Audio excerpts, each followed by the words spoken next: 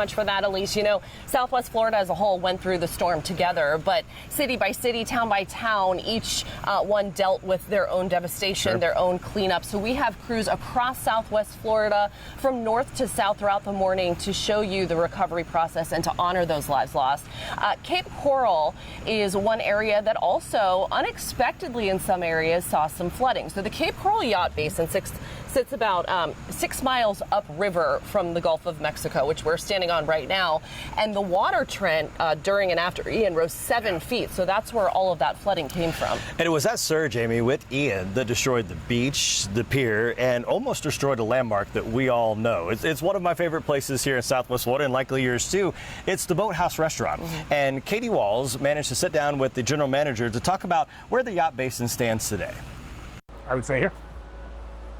And reasonably, that would probably oscillate depending on what was going on at the time during the storm. Waves on top of it. Right. So, I mean, you might have gotten up here. General Manager Jay Collins walked Fox 4 through Ian's wrath, mainly felt underneath the restaurant, where they keep their refrigerators, walk-in cooler, ice makers, and supplies. This is replaced. This is all new. This was gone before. This is where it was before. It was about 100 feet that way and basically in sheets of sheet metal because it just blew it all apart and threw it up underneath there. Were you amazed by the power of the water? Yes, 100%. While surge washed away the stairs and everything underneath the building, 140-mile-per-hour wind gust collapsed both Tikis onto the deck.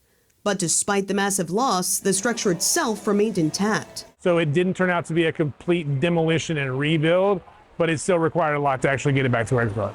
This is our Skyfox drone video taken 4 months before Ian hit. And this is what it looked like 4 months after. Board by board and day by day, the boathouse was made anew, complete with a brand new thatch roof. And 9 months and 12 days after Ian hit, the boathouse reopened, a beacon of hope in an area still surrounded by destruction. One of the most fulfilling things about the whole scenario, after being closed for so long and working so hard to get the restaurant back open, the response from the public in the beginning, oh my God, we're so glad that you're back and it's so great to have you back here and open and operational, kind of that feeling of being part of the community was very satisfying, very fulfilling for us.